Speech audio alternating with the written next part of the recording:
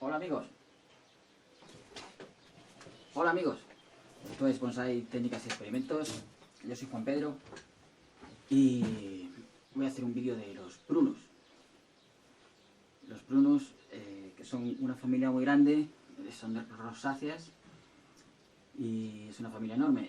Voy a hacer varias partes del vídeo. Voy a hablar primero de los prunos en general y luego hablaré de cuáles son las herramientas para trabajarlos, la poda, el pinzado y el frenado. Entonces, este vídeo se hace ahora porque es el momento en el que, pues fijaos cómo están. Esto es una maravilla, una belleza, es lo alucinante de los prunos, que de lo viejo sale lo nuevo y por eso llaman tanto la atención. Estos son dos prunos Pisardi, los dos que yo conozco, y hechos a partir de material de vivero. Entonces, los prunus son árboles de fruto que es una familia enorme. Hay como, no sé si 500, 600, 700 principales y luego híbridos entre ellos, o sea, te pierdes. ¿Qué tienen en común? Que son árboles de flor y fruto, de hoja caduca, tienen 5 pétalos, las flores, y siempre van desde el blanco al fucsia, a un rosa intenso, y todos los colores que hay entre medias, y también en algunos, aparte de esos tonos, también tienen los dos tonos. Por ejemplo, hay almendros que por el centro son almendros y mumes y cualquiera, que tienen por el centro un color y a medida que va hacia afuera el pétalo, otro. También los hay de doble pétalo, en fin. Pues tenemos, por ejemplo, los ciruelos estos son ciruelos, pero son Pisardi. También está que son los rojos, que veréis en los parques y demás, la hoja púrpura esta. Este es el Prunus Pisardi artropurpurea, que es el que tiene la flor blanca. Este es el Prunus Pisardi nigra, que es el que tiene la flor con un tono rosa, muy delicado, pone siempre en todos sitios y son preciosos. Se usa muchísimo en parques por el contraste que hace con la hoja verde de la mayoría de los árboles. Este es más oscuro y aunque no le dé la luz, se mantiene bastante púrpura la hoja, pero como no, en cuanto le retires de la luz se ponen otra vez verdes. Y nada, son muy duros, resistentes, los dos son fantásticos. Luego tenéis, por ejemplo, el ciruelo europeo, es el doméstica. Hay muchos cerezos, el silvestre se llama el avium, el cerezo normal es el cerasus, el cerezo de Santa Lucía, otro Prunus majalet, que tengo uno, está ahí arriba, pero ese no ha brotado todavía. Los almendros también son Prunus dulcis. Luego están los famosos Prunus mume, que son albaricoques. El mume es el japonés, el oriental, y también hay el europeo. Bueno, hay otro albaricoque que se llama ameniaca. Los mumes son como el top 10, están en el top 10 del bonsai por su fama en Japón y demás, y su delicadeza. Y tienen más peculiaridades, un poco más complicados. Estos son más todoterrenos. Y bueno, al fin y al cabo, yo que sé, el de flor, el serrulata, me parece que se tiene el pétalo doble, y bueno, así hasta 500.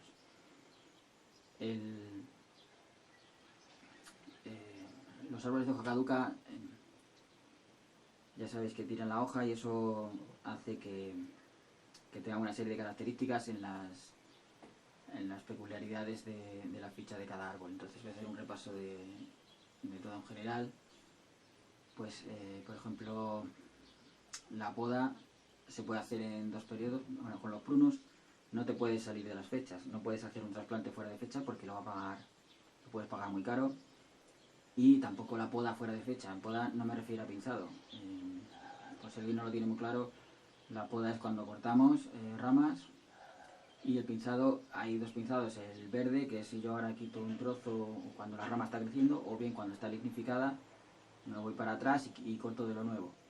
Pero cuando digo poda, cuando decimos poda en bonsái nos referimos más a una rama que ya ha crecido, ya lignificado, está dura y se corta. Esta poda se realiza solo se puede realizar se puede realizar en otoño, que es lo óptimo para mí, y también en primavera. Cada uno lo hace cuando quiere. Yo no voy a decir cómo se cultivan, voy a dar información, voy a decir qué cosas pasan cuando tú haces una cosa u otra, y luego cada uno que decida. En octubre ya sabéis que la ventaja es que si yo puedo en octubre y luego no tengo me ahorro en primavera, si corto por aquí toda la energía que ha desarrollado el árbol para hinchar yemas que al final voy a tirar. Y la ventaja de hacerlo en primavera es que cuando yo corto ahora después de la floración, que sería el momento, en otoño es cuando cae la hoja. Estoy diciendo octubre es otoño. Y en primavera es cuando están así ya. Cuando empiezan a marchitarse ya algunas, ya sería el momento. La ventaja es que yo ahora para cortar ya veo qué brote tengo vegetativo de hoja y qué brote tengo de flor. Entonces puedo cortar exactamente sin riesgo a quedarme sin ningún brote de hoja y que retire savia hacia atrás. Esto cuando yo puedo en otoño no lo sé. Pero bueno, para eso también no se dejan 2 yemas, se dejan 3. En fin, eso ya se hablará. Eso en cuanto a la poda. Los injertos, se hacen 2 tipos de injerto. El injerto de espiga y el injerto de aproximación. El injerto de aproximación es el que más se utiliza también. Es el que más utilizamos ahí porque al tener toda una lámina de contacto de cambium hay más posibilidades de éxito, pero el de espiga también se utiliza con ellos. Y la fecha de hacerlos es durante todo el periodo vegetativo, aunque hay gente que también dice que es justo antes de la brotación el mejor momento. Luego es que también hay, según el prunus del que estemos hablando, hay peculiaridades entre unos y otros, pero yo voy a hablar en general de momento. El riego hay que regarlos mucho y no van a morir porque se te seque el sustrato, pero no interesa como en otros árboles que se seque porque al morir raíces finas pueden morir ramas finas y no va a notar el árbol o va a pegar el parón. Hay que estar muy pendiente de riego, regarlos bastante, que no les falte, y entonces el árbol irá mucho mejor. El abonado debe ser continuo, y aquí hay una cosa que hay gente que no sabe, y es que se ponen a ver vídeos y prunus mume, vamos a forzar hemos hecho una primera brotación, cortamos a tantas hojas, esperamos no sé cuántos días y forzamos otra segunda brotación. Bueno, o desfoliamos y para retraer la brotación, en fin, hay una serie de técnicas que si tú no has abonado fuertemente, el árbol no te puede responder bien, y no solo eso, sino que puede incluso llegar a pegar el parón o secar ramas y demás. No puedes aplicar todas las técnicas que veas o leas si no has preparado el árbol para ello. Esto hay gente que se lo salta y luego no sé por qué se me ha muerto el árbol, no sé qué le pasa a mi árbol que no tira. Entonces es muy importante con estos que gastan tanta energía, porque echan flores, echan frutos, aunque eso lo controlamos, pero también tienen que renovar todas las hojas todos los años, y además es que los podamos. Entonces tienen un castigo fuerte y necesita que nosotros les estemos preparando para ello.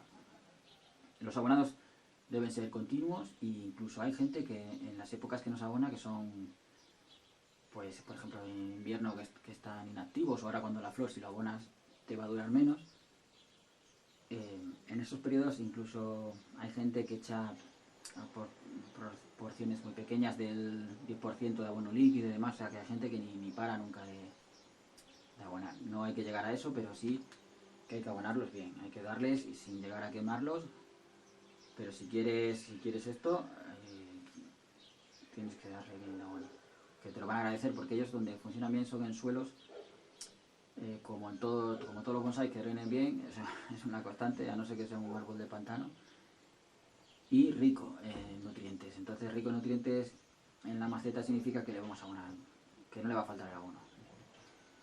El defoliado hay quien no lo practica, hay quien no lo aconseja en estos árboles, hay quien se pasa haciéndolo. Yo, repito, doy información. Yo en estas fases de crecimiento, porque aunque veáis que están bastante, pues son como ya grandecitos y están ramificados, yo lo que estoy intentando, luego sí, no sé si explicaré por qué tienen estas ramas largas para arriba y demás. Aunque este año, es la primera vez que están tan reducidos, porque yo estoy ahora en fase de crecimiento y engrose. Entonces, para el crecimiento y engrose, no me interesa hacer ahora desfoliados porque va a ser un parón. El defoliado se utiliza, lo vamos a utilizar para forzar brotaciones, para brotaciones más finas. También se utiliza porque si tú desfolias, lo que ocurre es que el árbol va a emitir muy poca flor a la siguiente y muchos brotes vegetativos, y eso nos interesa mucho para formar ramas. Y se utiliza más cuando ya tienes, ya está más avanzado el árbol, que está más formado, y te vas a dedicar solo a hacer más fina la ramificación, a afinar ese tema. Entonces es cuando lo vas a hacer. Si tienes un árbol débil o tal, yo no lo haría.